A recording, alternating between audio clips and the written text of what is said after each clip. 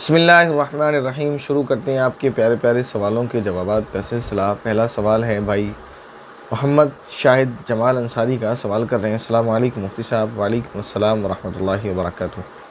آپ سے میرا ایک سوال ہے کہ ایصال ثواب کا طریقہ آپ بتائیں۔ سب سے پہلے پیارے نبی صلی اللہ علیہ وسلم پر درود، پھر درود پڑھنا، پھر جو کلمات سورت پڑھنا، پھر درود پڑھنا، اس کے بعد سبھی نبی 1,24,000 سے، سارے صحابہ، پھر سارے شہید کربلا، پھر تابعین، تبع تابعین، پھر اللہ کے ولی، پھر کل مؤمنین کل مؤمنات، پھر اپنے مرحومین کو ثواب۔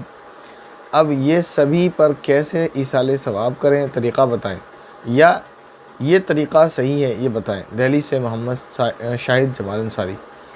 آپ نے جو طریقہ لکھا ہے یہی طریقہ درست ہے کہ آپ کو جو کچھ بھی پڑھنا ہے، کچھ بھی، قرآن کریم ہے، درود شریف ہے، کچھ بھی XYZ جو بھی آپ پڑھنا چاہیں پڑھ لیں۔ اس کے بعد اس کا ثواب سب سے پہلے حضرت نبی کریم صلی اللہ علیہ وسلم کو پہنچائیں، تمام انبیاء کو پہنچائیں، اور جو آپ نے طریقہ لکھا ہے جس طریقے سے وہاں تک کل مؤمنین کل مؤمنات کو پہنچا کر اپنے مرحومین کو پہنچا دیں، اور یقین جانیں اللہ کی رحمت سے کہ کسی کے حصے میں بھی ثواب میں کمی نہیں آئے گی۔ سب کو اللہ رب العزت اپنی جانب سے پورا ثواب عطا فرمائیں گے، بلکہ زیادہ ثواب عطا فرمائیں گے۔ اس کے بعد بھائی ناظر احمد کے سوالات ہیں۔ پہلا سوال ہے السلام علیکم مفتی صاحب۔ وعلیکم السلام ورحمۃ اللہ وبرکاتہ۔ وضو کرتے ہوئے اگر وضو کے اعضاء سوکھ جائیں تو کیا وضو ہو جائے گا؟ جزاک اللہ۔ وضو ہو جائے گا، لیکن اتنی تاخیر نہیں کرنا چاہیے کہ آپ وضو کر رہے ہیں اور وضو کے دوسرے اعضاء سوکھتے جا رہے ہیں، اتنی دیر میں آپ وضو کر رہے ہیں، یہ خلاف سنت ہے۔ آپ ایسا کیسے کر رہے ہیں؟ کیونکہ آپ جلدی جلدی وضو کریں گے تو اعضائے وضو تو سوکھیں گے نہیں۔ اعضائے وضو جو ہیں وہ اسی کنڈیشن میں سوکھتے ہیں جب آپ وضو کرتے وقت باتیں کرنے میں لگ جاتے ہیں، یا کسی کام میں مشغول ہو جاتے ہیں کہ آپ نے ہاتھ دھویا پھر آپ باتیں کرنے لگے، آپ نے چہرہ دھویا پھر آپ باتیں کرنے لگے، تو یہ نہیں کرنا چاہیے۔ اس کے بعد سوال ہے رخسار پروین کا، سوال کر رہی ہیں کنواری لڑکیوں کو پیروں میں مہندی لگانا گناہ ہے کیا؟ نہیں، گناہ نہیں ہے، بالکل جائز ہے، لگا سکتے ہیں۔ اس سے پہلے بھی میں نے کئی بار بتایا ہے، لڑکیوں کو زینت، یا لڑکوں کو کوئی بھی ہو، زینت اختیار کرنے کے تعلق سے یہ تفصیل ہے کہ اگر وہ زینت مرد اپنے بیوی کے لیے، بیوی اپنے شوہر کے لیے اختیار کرے تو اس زینت پر اللہ رب العزت کی جانب سے ثواب بھی عطا ہوتا ہے، اور اگر وہ زینت لڑکی صرف اپنی دلی خوشی کے لیے اور لڑکا اپنی دلی خوشی کے لیے کرتا ہے تو یہ ناجائز تو نہیں ہے، لیکن اس پر گناہ بھی نہیں ہوتا تو ثواب بھی نہیں ہوتا۔ ہاں بس یہ کہ اللہ تعالیٰ نے اس کو جو نعمتیں دی ہیں اس نعمتوں کا اظہار کرنے کے لیے، مثلا کسی کو اللہ نے پیسہ دیا ہے تو وہ اچھے کپڑے پہنتا ہے اور عطر لگاتا ہے، اچھے جوتے پہنتا ہے، سر پر عمامہ رکھتا ہے، یعنی اللہ تعالیٰ کی نعمت کو ظاہر کرتا ہے تو اس پر اس کو اجر ملے گا۔ لیکن اگر خدا نہ کرے کسی کو دکھانے کے لیے، کسی کو ذلیل کرنے کے لیے، لڑکا یہ چاہتا ہے کہ میرا جو فرینڈ سرکل ہے اس میں مجھے دیکھ کر لوگ سمجھیں کہ بہت امیر زیادہ ہے اس لیے میں اچھے کپڑے پہنوں، یا لڑکیاں یہ چاہتی ہیں کہ میرے فرینڈ سرکل میں مجھے اچھا سمجھا جائے کہ میرے پاس بہت پیسہ ہے اس لیے میں اچھا کپڑا پہنوں، تو یہ دونوں گناہ گار ہوں گے۔ اور خدا نہ کرے کہ لڑکا کسی غیر محرم کو دکھانے کے لیے یا لڑکی کسی غیر محرم کو دکھانے کے لیے سجدے سنورتے ہیں تو انتہائی درجہ گناہ ہے۔ اس کے بعد سوال ہے بھائی محمد مصطفیٰ کا، سوال کر رہے ہیں السلام علیکم مفتی صاحب۔ وعلیکم السلام ورحمۃ اللہ وبرکاتہ۔ زیر ناف کے بال کہاں تک صاف کریں؟ اور شرمگاہ کے بال سے نماز نہیں ہوتی کیا؟ اور ہاتھ پر بال آ جاتے ہیں تو کیا نماز نہیں ہوگی؟ نماز بتائیں پلیز، لکھنؤ سے۔ صاف صاف نہیں لکھتے ہیں۔ پہلا سوال ان کا یہ زیر ناف کے بال کہاں تک صاف کریں، تو اس کے بارے میں مسئلہ یہ ہے کہ جہاں سے گھنے ہوئے بال شروع ہوتے ہیں، ناف کے نیچے سے جہاں سے گھنے ہوئے بال شروع ہو جاتے ہیں انہیں سب کو صاف کر لینا ہے، چاروں طرف جہاں گھنے ہوئے بال ہوں۔ اور دوسرا سوال ان کا یہ ہے کہ اس کنڈیشن میں کیا نماز نہیں ہوتی؟ دیکھیں، ہر ہفتے ان بالوں کو صاف کرنا سنت ہے، نہ کر پائیں تو 15 دن میں کریں، ورنہ 40 سے اوپر نہ جانے دیں۔ اگر 40 دن ہو جاتے ہیں تو پھر یہ مکروہ ہے، یہ گناہ کی بات ہے کہ آپ ایسی سستی کر رہے ہیں۔ اور رہی نماز کی بات، تو نماز تو ہو جاتی ہے لیکن یہ نامناسب اور بہت بری بات ہے، اور پھر اس سے بیماریاں بھی پھیلتی ہیں، اور اتنی کنجوسی بھی ٹھیک نہیں ہے، اتنی سستی اور گندگی بھی ٹھیک نہیں ہے۔ پھر ان کا سوال یہ ہے کہ ہاتھ پر بال آ جاتے ہیں تو کیا نماز نہیں ہوتی؟ ہاتھ پر تو سبھی مردوں کے بال ہوتے ہیں میرے خیال سے، تو نماز کیوں نہیں ہوگی؟ نماز تو بالکل ہوگی۔ اس کے بعد بھائی ناظر احمد کا سوال ہے السلام علیکم مفتی صاحب۔ وعلیکم السلام ورحمۃ اللہ وبرکاتہ۔ بہت زیادہ کپڑے ناپاک ہو جائیں تو اس کو پاک کیسے کریں؟ مثلا 7-8 جوڑی کپڑے ناپاک ہوں تو جیسے ایک جوڑی کپڑا پاک کیا جاتا ہے ویسے ہی 7-8 جوڑی کپڑے پاک کیے جائیں گے، محنت کرنی پڑے گی، جب اتنے گندے کیے ہیں تو اتنے صاف بھی کرنے پڑیں گے۔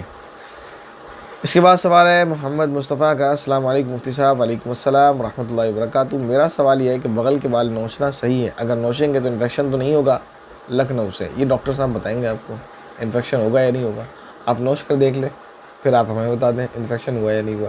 بہرحال کیوں نوچ رہے ہیں آپ؟ اس کی جو دوسرے آپ اس کے لیے, اب زمانہ ترقی کر گیا آپ کے لیے, آپ کے پاس دوسرے سہولتیں ہیں, دوسری طریقے سے آپ اس کو صاف کر سکتے ہیں, تو نوچ کیوں رہے ہیں؟ اگر ڈاکٹر آپ کو کہہ دیں کہ اس سے نقصان نہیں ہوگا تو بالکل نوچ لیں.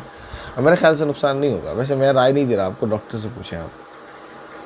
اس کے بعد بھائی محمد صفوان صاحب کا سوال ہے. السلام علیکم مفتی صاحب. وعلیکم السلام ورحمۃ اللہ وبرکاتہ. میرا سوال یہ تھا کہ 10 جوڑی کپڑوں کو پاک کیسے کریں؟ 3 پانی سے دھونے سے نچوڑنا بہت مشکل ہے, میں کیا کروں؟ بہت پریشان ہوں. آپ نے بہت گندے کر لیے. آپ کو جب سوچنا چاہیے تھا.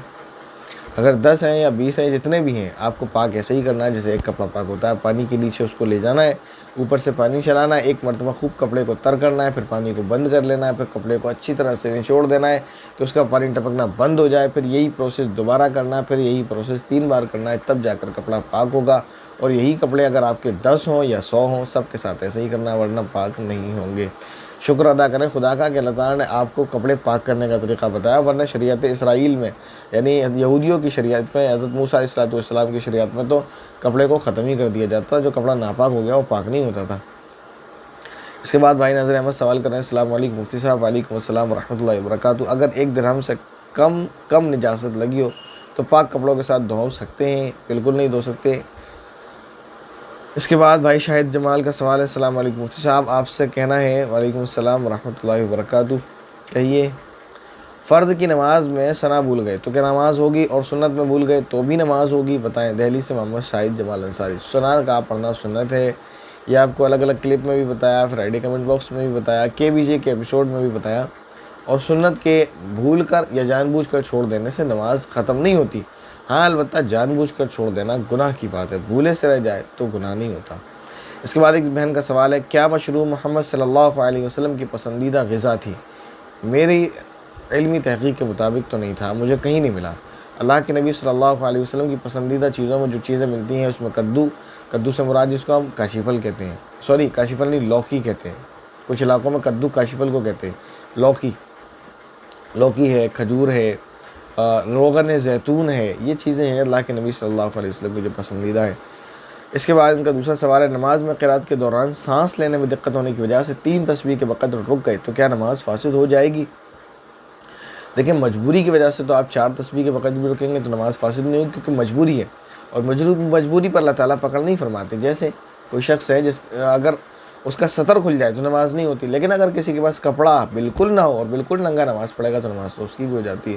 لیکن کیونکہ یہ ناممکن ہے کہ اس کے پاس کپڑا ہی نہ ہو, تو یہ تو نہیں کہا جائے گا کوئی ننگا نماز پڑھے. اتفاق ہے اگر کوئی ایسا شخص ہے, مان لیتے ہیں دنیا میں کسی کونے پر جنگل میں کہ اس کو کہیں کپڑا میسر نہیں آتا, کوئی ایسی چیز میسر نہیں آتی اس کو جس سے وہ اپنے کپڑے کو تن کو ڈھانک سکے, سطر کو چھپا سکے, تو اگر وہ بنا کپڑے کے ایسے ہی ننگا نماز پڑھ لے گا تو نماز اس کی ہو جائے گی, کیونکہ اس کے ساتھ مجبوری ہے. بہرحال میں نے ایک آپ کو مثال دے دی. لیکن یہاں ہم ہیں یا کوئی اور ہے, اگر وہ نماز پڑھ رہا ہے اور سطر کا حصہ کھل گیا اس کا کہیں سے چوتھائی, تو اس کی نماز ختم ہو جائے گی. تو یہی مجبوری ہے, مجبوری کی وجہ سے کتنی دیر وہ خاموش کھڑا رہے, نماز فاسد نہیں ہوگی. جیسے نماز میں انسان رونے لگتا ہے خدا کی یاد میں, قرات کے دوران جہنم کے خوف سے, جنت کے شوق سے رو ہی رہا ہے, تو روتے میں کون سا وہ قرات کرتا ہے؟ دھاڑے مار مار کر رو رہا ہے, کون سی قرات کر رہا ہے؟ قرات سے تو رک گیا نا. اور یہ آپ کئی ویڈیوز دیکھ سکتے ہیں, حرم کے اندر امام ہے, مسجد نبوی میں امام ہے, مسجد حرام میں امام ہے, رو رہے ہیں قرات کے درمیان, بہت دیر تک روتے رہتے ہیں. صحت کی کوئی دعا بتائیں, شکریہ. سورہ روم 21ویں پارے میں اس کی 30 آیت ہے, آیت نمبر 30 شاید یہی ہے. فَأَقِمْ وَجْهَكَ لِلدِّينِ حَنِيفًا فِطْرَةَ اللَّهِ الَّتِي فَطَرَ النَّاسَ عَلَيْهَا. یہ پوری جو صورت ہے, اس صورت کو آپ پڑھیں اور ہر نماز کے بعد کم از کم 3 مرتبہ انشاءاللہ بہت فائدہ ہوگا. یہ کہہ رہی ہیں آگے, یہ سوال میں نے فرائیڈے کمنٹ باکس 103 میں کیے تھے, شاید آپ تک نہ پہنچے ہو, بالکل نہیں پہنچے. اگر پہنچتے تو آپ کو جواب ضرور دیا جاتا.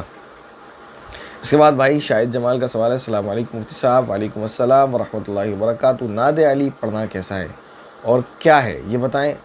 نعت علی پڑھنا بالکل ناجائز ہے, گناہ ہے, اس میں تمام شرکیہ باتیں ہیں.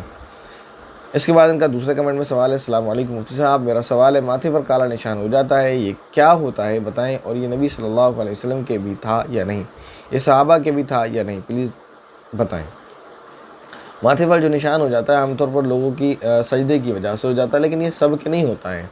یہ شاید کوئی ایسی وجہ ہے اسکن کی کہ کسی کی اسکن اس نشان کو قبول کرتی، کسی کو نہیں کرتی۔ بعض ہم نے ایسے دیکھے جو ساری زندگی نماز پڑھتے رہتے ہیں، ان کی پیشانی پر کبھی نماز نہیں آتا، نشان نہیں آتا۔ بعض لوگ ہم نے ایسے دیکھے جو کبھی نماز پڑھتے ہیں کبھی نہیں پڑھتے، کبھی پڑھتے ہیں کبھی نہیں پڑھتے، ان کی بھی پیشانی پر نشان دیکھا۔ بعض ایسے دیکھے ہیں جو نماز کے پابند ہوتے ہیں، ان کی پیشانی اور ناک دونوں پر نشان ہوتا ہے۔ تو میرے خیال سے یہ اس کا تعلق سجدے کے ساتھ ساتھ اسکن سے بھی ہے کہ کثرت سے سجدہ کرنے سے اگر نشان پڑتا ہے تو اس کی اسکن اس نشان کو قبول کرتی ہے تو رہ جاتا ہے، نہیں کرتی ہے تو نہیں رہتا۔ کیونکہ سجدہ کرتے وقت زمین پر ہم سر ٹیکتے ہیں تو زمین سے سر دبتا ہے، کسی چیز سے چٹائی پر کر رہے ہیں آپ سجدہ یا کسی چیز پر، تو اس سے نشان بن جاتا ہے۔ اب جس مسجد میں لوگ مکمل پر نماز پڑھ رہے ہوں گے، ان کی پیشانی پر کیسے نشان بنے گا آپ بتائیں؟ اور عام طور پر گھر میں خواتین ہماری جو ہوتی ہیں وہ نماز کہاں پڑھتی ہیں؟ وہ نماز پڑھتی ہیں مصلی پر۔ اسی لیے میرے خیال سے کسی خاتون کے چہرے پر ماتھے پر آج تک نشان نہیں بنا، کیونکہ اور وہ بنے گا بھی تو انہیں پسند نہیں آئے گا، تو کیونکہ وہ کپڑا نارمل ہوتا ہے، سافٹ ہوتا ہے، جانماز کا کپڑا جو گھروں میں عام طور پر استعمال ہوتی ہے بہت سافٹ کپڑا ہوتا ہے، اس وجہ سے کبھی نشان نہیں بنتا۔ مسجدوں میں عام طور پر پلاسٹک کی چٹائیاں، ایسے ہی پتھر ہوتے ہیں، چاہے وہ سنگ مرمر ہو یا لال پتھر ہو یا کچھ بھی ہو، یا بعض اوقات وہ دری ہوتی ہیں تو وہ بھی بہت موٹی ہوتی ہے جو چھید دیتی ہے، یا ایسی نہیں ہوتی کہ اس پر زیادہ دیر تک سجدہ کیا جائے، تو ایسی چیزوں پر نماز پڑھتے ہیں اس لیے نشان بن جاتا ہے۔ تو اس نشان کا تعلق ایسا نہیں ہے، ہاں یہ ہے کہ نشان جبھی بنتا ہے جو نماز پڑھتا ہے، ایسا نہیں ہے جو سجدہ نہ کرے اس کا نشان بن جائے۔ بہرحال اگر کسی کی بیماری کی وجہ سے نشان بن جائے تو اور بات ہے۔ اس کے بعد ان کا دوسرا کمنٹ میں سوال ہے، السلام علیکم مفتی صاحب۔ وعلیکم السلام ورحمۃ اللہ وبرکاتہ۔ میرا سوال یہ ہے، کیا بال بڑے ہونے سے نماز نہیں ہوتی، مکروہ ہو جاتی ہے؟ اور یہ بتائیں کس چیز سے نماز مکروہ ہوتی ہے اور نماز ٹوٹ جاتی ہے؟ یہ تو بہت ساری چیزیں ہیں جس سے نماز مکروہ ہو جاتی ہے، ٹوٹ جاتی ہے، انشاءاللہ کسی کلپ میں آپ کو بتا دیا جائے گا، یا آپ بتائیں کہ اس سے نماز ٹوٹتی ہے یا نہیں، یا اس سے نماز مکروہ ہوتی ہے نہیں، تو آپ کو بتا دیا جائے گا۔ جیسے آپ نے بال کو کہا، اگر بال بڑے ہونے سے نماز مکروہ ہو جاتی تو میں تو کبھی نہ بڑھاتا۔ آپ نے تو بہت سارے علماء کرام کے دیکھے ہیں بال بڑے بڑے ہوتے ہیں، نماز مکروہ نہیں ہوتی۔ اس کے بعد بھائی سعد صاحب کا سوال ہے، اور یہ شاید اس کمنٹ باکس کا آخری سوال ہے۔ سوال ان کا، السلام علیکم مفتی صاحب۔ وعلیکم السلام ورحمۃ اللہ وبرکاتہ۔ میرے کالج کے ٹائم دن کا ہے، جس کی وجہ سے کالج سے آتے آتے ظہر کا ٹائم نکل جاتا ہے، تو میں ظہر کی قضا پڑھ لیتا ہوں، تو اس میں مجھ پر گناہ پڑے گا؟ ظہر قضا کرنے کا مجبوری کی وجہ سے قضا ہوتی ہے۔ میرا نام سعد ہے، اس کو مجبوری میں شمار نہیں کیا جائے گا۔ آپ کالج چینج کریں یا کچھ بھی کریں، یا اپنے کالج کیمپس میں پرنسپل سے پرمیشن لیں، اور اپنے پرنسپل کی پرمیشن سے مسجد میں اپنے کالج کے کیمپس میں نماز پڑھیں، چاہے باجماعت پڑھیں، اگر لڑکے اور مل جائیں آپ کو پڑھانے کے لیے بہت اچھی بات ہے۔ یا تو آپ یہ کالج سارا مینجمنٹ کر لیتا ہے، اس چیز کا مینجمنٹ کیوں نہیں کرتا کہ مسجد میں ایک امام رکھ لیا جائے ایک نماز پڑھانے کے لیے، اور کیمپس میں جو مسلم لڑکے ہیں وہ نماز پڑھیں۔ اگر ایسا نہیں کر سکتے تو جو مسلم لڑکے ہیں وہ آپس میں نماز پڑھیں، ان میں سے کوئی ایک امام بن جائے۔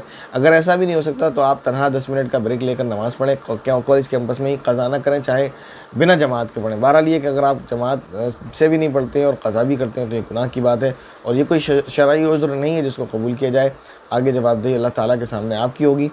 اس کے بعد دوسرا سوال ان کا ہے، اور جب آتے ہیں تو عصر کا ٹائم ہوتا ہے تو پہلے عصر پڑھیں گے یا ظہر پڑھیں گے؟ وضاحت فرما دیں۔ اگر آپ عصر کا ٹائم زیادہ ہے اور آپ جیسے مثلا مان لیجیے 4 بجے آ گئے ہیں اپنے گھر پر اور 5 بجے عصر کی نماز ہونی ہے، تو پہلے آپ ظہر کی نماز پڑھیں، پھر 5 بجے جا کر مسجد میں عصر کی نماز پڑھیں۔ لیکن آپ جب پہنچتے ہیں اور آپ گھر پہنچتے آپ جب تک بیگ اتارتے ہیں اور وہاں جماعت کھڑی ہو جاتی ہے، تو پہلے آپ عصر کی نماز پڑھیں، پھر اس کے بعد ظہر کی نماز پڑھیں۔ امید ہے جو سوالات آپ کو لیے گئے، ان کے جو جوابات آپ کو دیے گئے وہ آپ کو سمجھ آئے ہوں گے۔ السلام علیکم ورحمۃ اللہ وبرکاتہ۔